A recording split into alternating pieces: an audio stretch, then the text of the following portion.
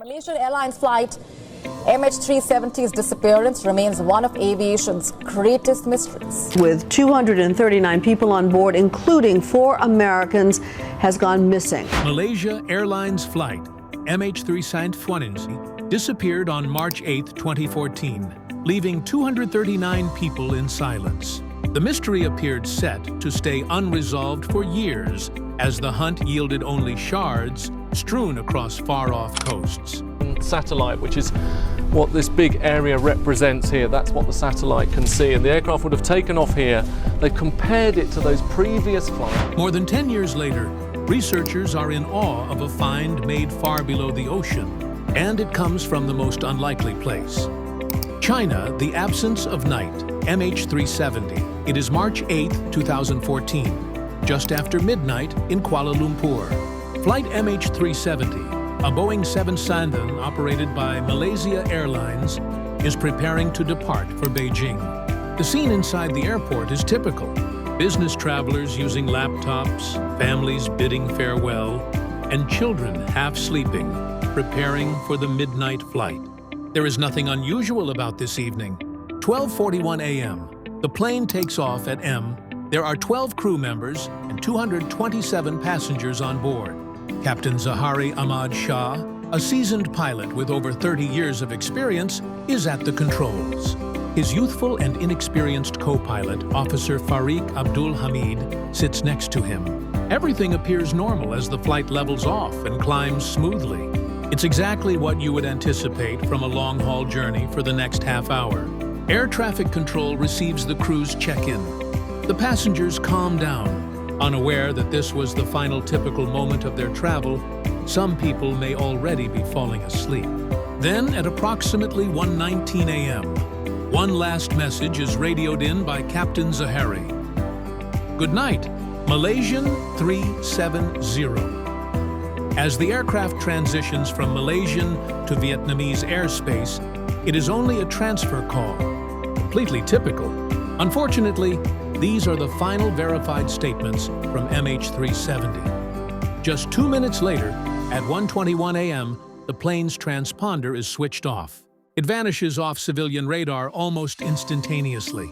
Initially, no alarms sound. Controllers frequently believe there has been a technical glitch, and planes can suddenly disappear from radar. However, as the minutes went by, controllers from Vietnam began to phone. No answer. Malaysia made an attempt as well, but to no avail. A much odder picture was later revealed by military radar. It revealed that the aircraft had really made a U-turn, crossing the Malay Peninsula and heading for the Andaman Sea. It kept flying until it eventually fell from military screens at around 2:22 a.m., approximately 2:40 a.m. The airline admits that communication has been lost. Officially, the flight has been reported missing. Beijing arrivals' families are informed that the jet never touched down. Imagine observing all the other passengers, aside from yours, emerging from the arrivals hall. And it becomes much more bizarre. Something that civilian radar missed is picked up by military radar. The disappearance of MH370 was not an isolated incident. Without even making a distress call, the plane had actually turned around and flown back over Malaysia. And naturally, the news goes viral all across the world. With satellites and constant contact, how could a 200-foot-long Boeing 777 vanish? The initial searches. The search was accelerated as soon as it was announced that MH370 was missing. Ships and aircraft were hurried to the waterways between Vietnam and Malaysia in a matter of hours. The South China Sea was the primary target because that's where people believed the plane had been last seen. The idea seemed straightforward enough. Locate a large jet someplace in that body of water. However, it didn't take long for everyone to recognize that this would not be easy. Soon, dozens of ships from various countries joined in. Although China, Australia, Vietnam, the United States, and other countries provided ships, aircraft, and specialized teams, Malaysia took the lead at first. The use of remote sensing and satellite imagery was implemented. Despite the vast size of the search area, the ocean provided nothing in return, including no oil slick, floating debris, or even a confirmed seat cushion. Everything seemed to have been sucked up by the sea. There was a great deal of pressure from everyone. The public was captivated by updates that changed daily, and families were demanding answers. There were reports of debris being seen in the sky at one point. Search crews would show up the next minute and discover nothing. Frustration increased as false leads accumulated. However, a tipping point soon followed. Upon closer examination of military radar data, investigators discovered that MH370 had traveled a very different route than initially thought. The plane had turned west, returning over Malaysia, rather than northeast toward Vietnam. From satellite handshakes, they're revealed that it continued to fly for hours in the direction of the wide Indian Ocean. Ships and aircraft had been scouring the wrong seas for days, which made the discovery startling. The hunt moved to the south. The Indian Ocean, one of the world's most isolated and least visited regions, was now the main emphasis. Searching the crowded waters of the South China Sea was not like this. Large, deep, and untamed is the Indian Ocean. To put that in perspective, some of the search areas were as far away from the land as was practical. It took days just to get ships there. Australia took charge of organizing the following stage, and operations were centered on Perth. While ships hauled sonar equipment below the surface, planes spent lengthy hours flying over empty waters. Everyone was hoping to find evidence of the missing jet. Again, though, nothing. Despite the investment of time and money, no wreckage was appearing. The difficulty of this work is difficult to describe. There are trenches, ridges, and underwater mountains on the rough Indian Ocean floor. It wasn't like looking across a level surface. It grew more difficult to find anything out of the ordinary the more the search was conducted.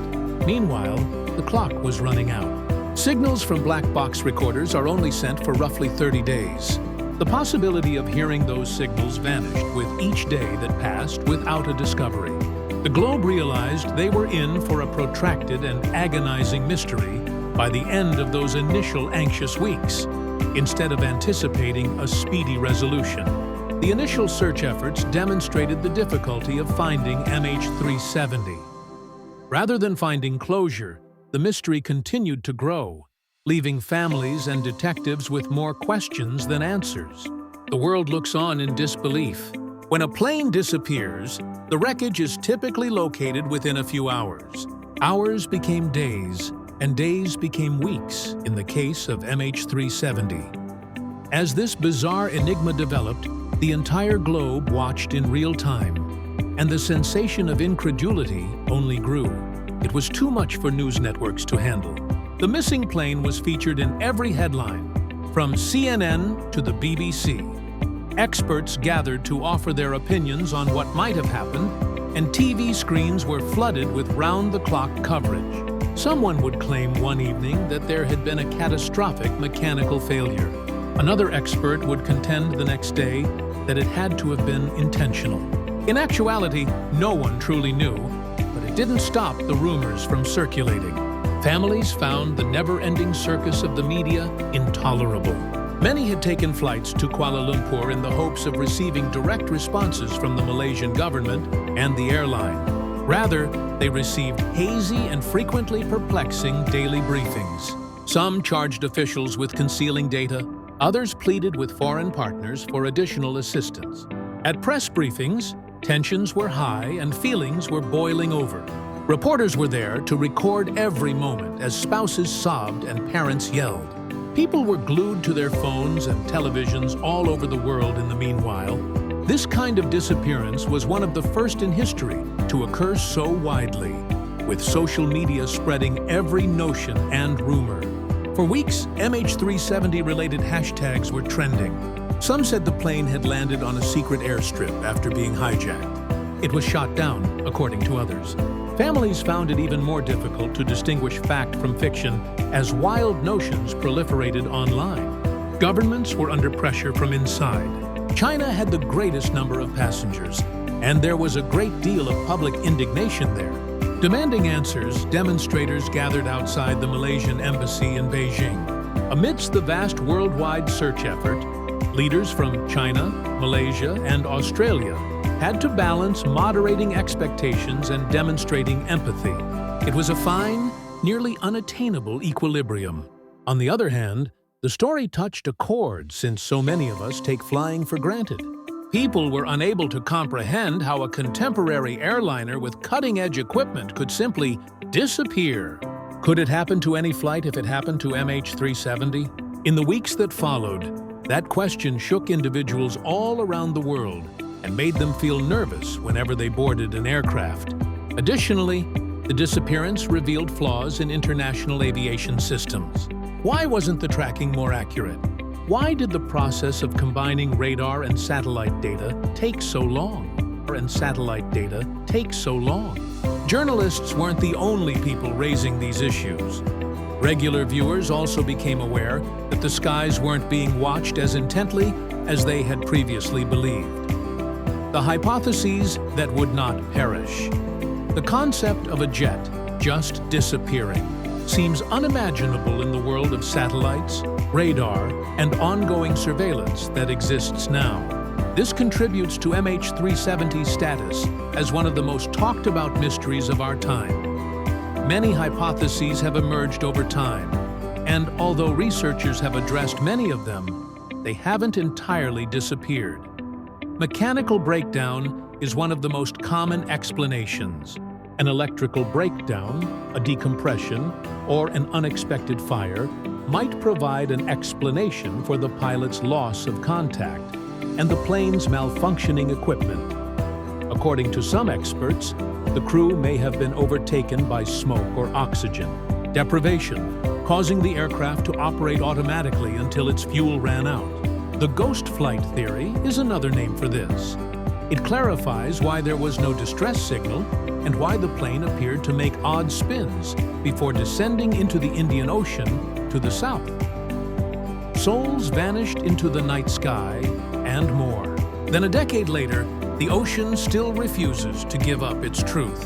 Families still wait, and the world still wonders what really happened on that flight. Was it failure? Was it fate? Or was it something we were never meant to find? Until the sea speaks, Flight MH370 will remain more than a tragedy. It will be a haunting reminder of how even in our age of technology, the sky can still keep its secrets. If you believe the truth must rise, share this story. And never forget MH370.